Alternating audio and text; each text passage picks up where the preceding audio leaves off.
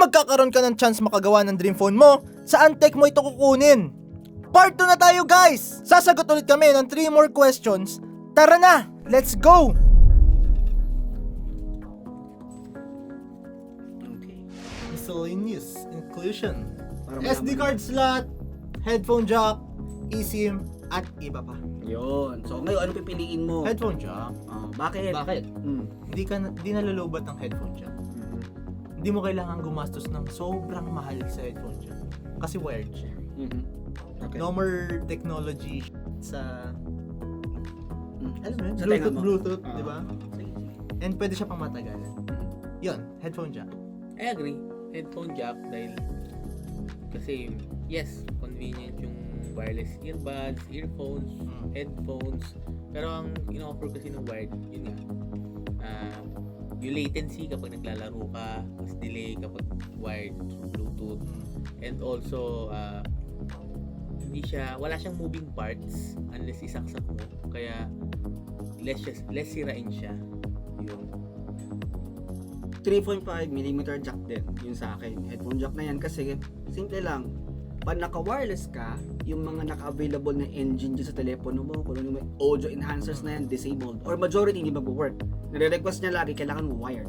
So kung mahilig kang makinig ng music, gusto mo ng immersive games, immersive movies, doon ka. So wired connection. Pero wag USB-C ha. Kailangan pa rin yung dedicated na classic, yung much loved na headphone jack. Sa mga hindi nakakaalam, Mm. pag headphone jack ba 3.5 tsaka Type-C may pagkakaiba ba? Unang-una, dahil wag tayong maging masyadong technical, no? Ah. Kasi syempre hindi naman lahat gustong alamin eh. Ang bottom line dito, usability. Sabihin mo lang, kunyari, bigyan na natin, pwede mo pagandahin yung quality at the same simultaneously. Equal quality pwede. Okay, imagine niyo dalawang butas yan, di ba? So, ngayon, i-occupy niya, wala na to, tanggalin mo siya. I-occupy, mag-charge ka, gusto ko makinig ng music kapag nag-charge. Paano yun? May sacrifice. You have to sacrifice na. O bibili ka pa ng isang watt splitter, ano ka, PC? So, di ba, ano yung convenience? Ito available na siya automatically. Correct. So, yun nga lang, bihira makita sa flagship. Yun lang. Also, dagdag ko rin dahil may chetera dyan, di ba? Mm. Dapat hindi mawala yung IR blaster. Remote control. One remote, di ba? Mm-mm. So hindi na nang bukod-bukod na remote sa cellphone mo na makontrol na agad. At sana, very compatible kasi paminsan restrictive eh. May iba Yun kasi lang. mga selected na brands, Ayan. hindi lahat. Mm. Build quality. Okay. Meron tayong titanium, may plastic, may Gorilla Glass, ang daming klase ng glass, may ceramic shield pa, no? Wala bang gagawa dyan na manufacturer na gusto ng nanotech? Kasi parang sa build quality ngayon, sige, pwede sa drop, pwede sa smashing, pero hindi pa ako nakita ng cellphone na nagagasgas. Oo, kasi bahaba yung kuko mo, kaya gamit ka ng gamit, no? So eventually magkaka-scratch siya pag walang protector, bibihira yung ano eh. So, ako gusto ko, futuristic, gusto ko yung nanotech, pwede mag-self-heal yung device mo. At least for a time. Kasi, sabihin lang natin, hindi naman eternity yung mga maliliit na bagay na yun. Parang may buhay sila, may duration. So, kunyari, let's say for what, maybe 365 days of a year lang. Parang 1 year lang yung duration ng mga yun. Eventually, mag-wear and tear pa din. Oo. Pero at least, meron kang coverage somehow. Lagay mo na lang ganito, common sense, yung mga nilalagay nila sa mga medyas na carbon. Oo, di ba? After 2,000 wash, wala nang epekto. So, yung sa nanotech, parang gusto ko ng mga nanochips na pwede mag-repair yung phone mo for up to this kind of duration. For 3 years, protected siya. Hindi siya magkaka-wear and tear basta-basta. Yun. Ako, rugged phone. Kasi sa personality ko, mahilig ako lumabas-labas. Mag-hiking, photography, filming. So, nagmumotor ako. So, adventurous ako. Kailangan ko ng sobrang tibay na cellphone na hindi kayang masira sa simpleng bagsak. Kasi mga flagship ngayon kapag, usually, pag nabagsak mo yung flagship, basag agad, di ba? So, gusto kong maka-imbento ng flagship na specs, pero rugged phone. Okay. Kaya, rugged phone sagot. Ikaw. For me naman, gusto ko yung rugged phone. Walang problema doon. Problema yung looks, hindi masyadong maganda. Parang hindi ka naman magtatrabaho sa ganun site, mga site, mga construction, and everything. Siyempre gusto mo yung medyo manipis. Kaya gusto ko yung parang carbon fiber. Magaan siya. At the same time, sobrang tibay. At may isang phone lang na gumawa nun this year lang. Yung Motorola ThinkPhone. Kasing rugged siya ng mga typical rugged phones. Minus the bulk, minus the waist, yung height, tas manipis siya, maganda din. Carbon fiber, no? Actually, Motorola, I think sila lang din ang unang gumamit ng Kevlar na material before. I think. Ang Kevlar, di ba yun yung... Sa armor, Ah. sa bulletproof vest. Mm. Battery. Right now, gusto ko yung ano lang din. Gusto ko yung maliit lang yung capacity pero matagal malobat. Kasi anahin mo naman yung mga 6,000, 7,000, 8,000, 10,000 and above. Kung after 1 year naman parang kalahati na ng capacity na wala na agad. Hindi masyadong maganda yung pagkagawa. Kaya ayun. Kasi never pa ako nakagamit ng phone na may 5,000 milliamperes laging 4,000 lang, baba. Ganun. Mas gusto ko yung matagal malobat pero kahit maliit lang yung capacity. Yeah. Ikaw? Sa battery, fan ako ng battery ng Samsung S23 Plus. Kahit na 4,700 milliamperes lang yan. So, mas mali Base. siya ng kaunti sa cellphone ko. Ilan ba yan? 5,000. Okay. S23 Plus 4,700. Pero based sa mga kaibigan ko, syempre mas maganda magtanong sa mga naka-experience. Hindi lang basta dun tayo makikinig sa brand. Mas maganda sa mga naka-experience tayo magtanong na sobrang kunat daw ng 4,700 milliamperes battery ng S23 Plus. And ano yung may magandang battery, di ba, kung hindi ka naman maalaga. Like sa mga brand na flagship na kilala ko, bagong-bago, 100% battery health. After a month, bumaba na yung battery health nila kahit gaano kaganda yung charging nila.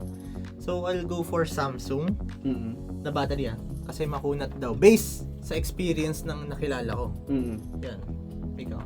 Ko battery actually hindi yung mAh, yung size na yan, doesn't matter. No, ang halap ko sana yung hindi madali ma-degrade. Kasi usually pag naka 10,000 charges ka na, wala na. GG na siya. So ngayon, hindi basta ang maganda sana yung pag sinarge mo, hindi agad naluluto yung battery. Kasi problema sa battery, extreme temperatures. Sobrang lamig, sobrang init, bawal yan. Kaya yung fast charging, yung mga 240 watts and even higher, medyo hinay-hinay kasi nakakahina ng baterya yun.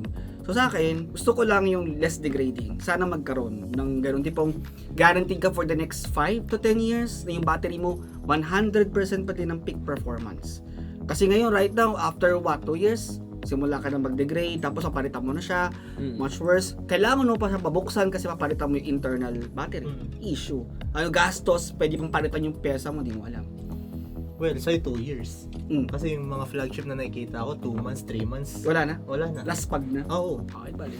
Meron yung kakilala, naka-flagship, 65% na lang yung battery health niya. Ayun, no? Just 1 year. Kasi sobrang bilis ang charging. Just 1 year. Just Next. in. Ikaw na, ako na, ikaw na. Lagi na lang kami. Kumbaga sa Tagay Kami lang ang sumasunod.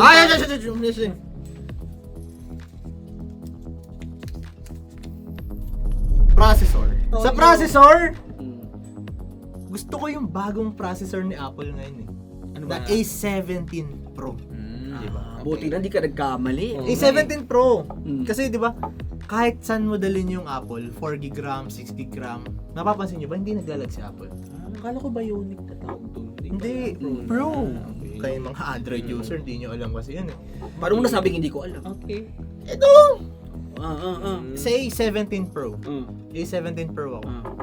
Kaso nga lang, ilang core yung GPU mabilis niya? kuminit. 8. 6 lang ata eh. 6 lang? Bakit mo nagustuhan yung A17? It's Apple. Apple. Okay. Kasi kami mga Apple user, bili lang na bili. Kaya dalawa, kung manufacturer, specific chipset manufacturer. So, mas gusto ko si Qualcomm kasi nag-iingat siya in a way. Kasi meron siyang efficiency pa din na save ng battery, konti lang yung init. At least nilalagay niya sa equation niya, no? Hindi yung pag ginamit mo yung chipset, sunog mamaya yung cellphone mo, magabukang plancha sa init. Oh, grabe yun. May ganyan, di ba? Oo, So, grabe ano yun, iniisip na, in-optimize ng Qualcomm. 'Di ba? Naalala ko kasi A17 sobrang init eh, no? Oo. Sobrang bilis uminit. Pero ngayon in-update na, umayos na daw. So, umayos na yun, oo. Pero yun nga, at least yung sa common design nila in mind, kasama yung efficiency sa kuryente at init. Kung hindi Qualcomm alternative, curious ako yung kay Huawei, yung Kirin. Oo, kasi kaya nilang i-push, ito lang yung limited nila na process, pwede pa nilang iakyat. For some reason, may ginagawa silang special techniques. And sa benchmark, saka performance in the real world, pumapasa. So interesting kasi gusto ko siya matry. Feeling ko maganda yung design din nila. Ikaw, processor. Yeah. Hindi nga ako masyado naglalaro masyado. Hindi na hardcore gamer. Hindi pa, dati pabigat pa ganyan. Nabigat pa sa bahay. Ngayon, gusto ko yung Tensor G3 ng Google. Bakit? Dahil ganda ng AI processing niya.